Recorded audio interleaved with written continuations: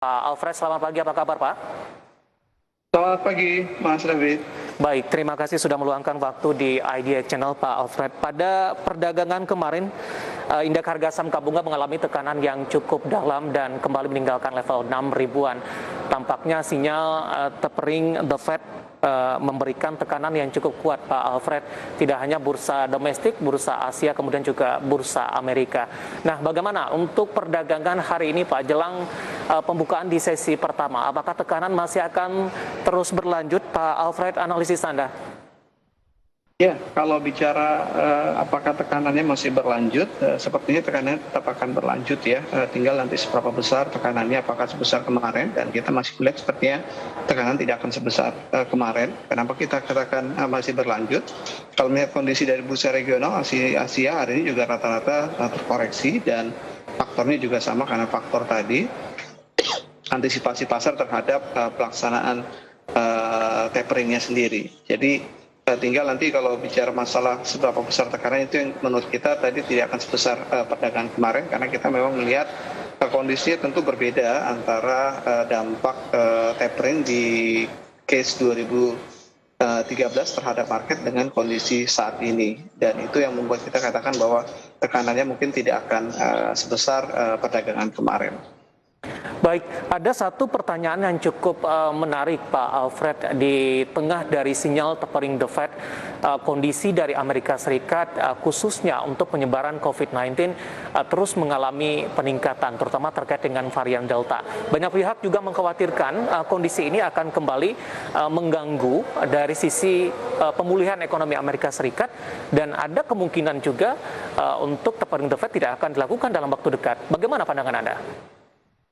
Ya, memang tadi bahwa The Fed tentu akan memastikan bahwa pelaksanaan tapering tidak akan mengganggu substansi dari pelaksanaan tapering. Jadi pelaksanaan tapering itu kan menjadi indikasi bahwa memang pemulihan ekonominya sudah cukup baik, sehingga pelan-pelan mereka mulai mengurangi stimulus. Jadi tentu bahwa pelaksanaan tapering sendiri tidak akan mengganggu tadi substansi pelaksanaan taperingnya. Tentu mereka akan sangat berhati-hati.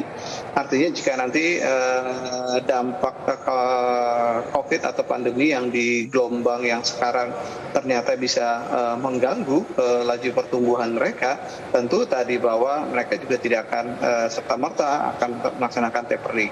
Jadi ini kan bicaranya masalah bahwa memang mereka, karena memang tapering sudah pasti, jadi ketika ada stimulus, tentu ketika ekonomi sudah mulai pulih, tentu harus diikuti dengan yang namanya tapering.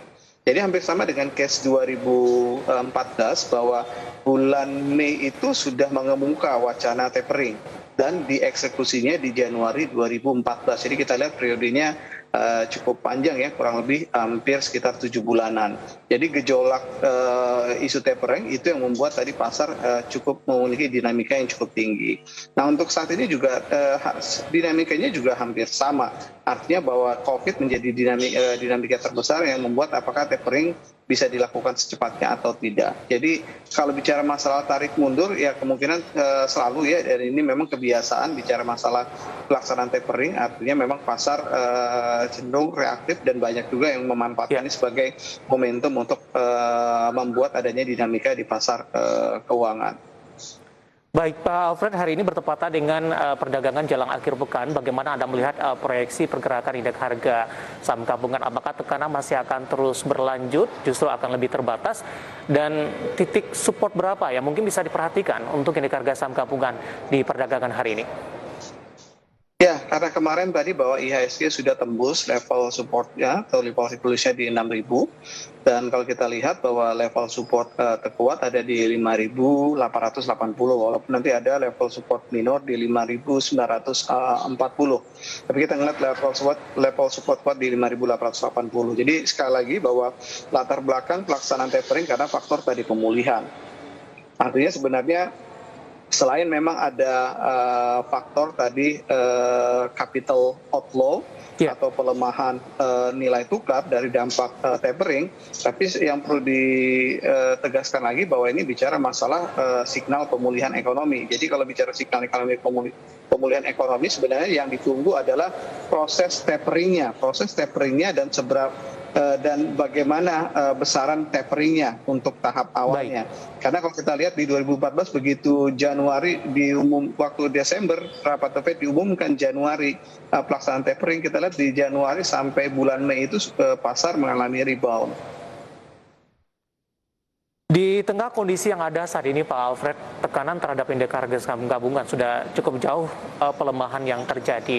Lagi-lagi, apakah sudah merupakan momentum untuk perdagangan hari ini masuk kepada saham-saham tertentu, atau lebih cenderung masih kepada wait and see karena masih ada potensi pelemahan terhadap indeks harga saham gabungan?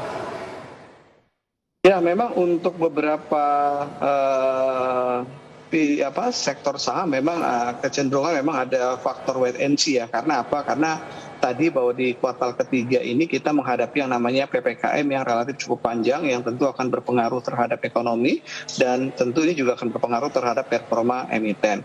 Namun kalau kita lihat atau perhatikan, ada juga beberapa emiten yang memang kita masih yakini bahwa result di kuartal ketiganya akan sebaik di kuartal pertama dan juga kuartal kedua. Jadi memang kalau bicara masalah wait and see, mungkin bagi sektor-sektor yang memang kemungkinan atau saham-saham yang sepertinya terdampak untuk performa kuartal ketiga mungkin wait and see, karena tadi bahwa ini bicara masalah mencari momentum yang tepat untuk melakukan pembelian.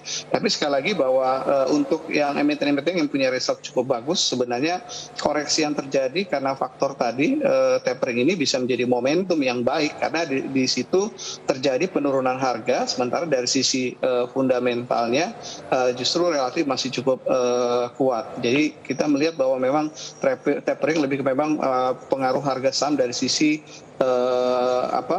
supply dan demand-nya, dan ini bicara masalah faktor aksi jual yang kemungkinan membesar ketika adanya tapering yang biasanya didominasi oleh asing.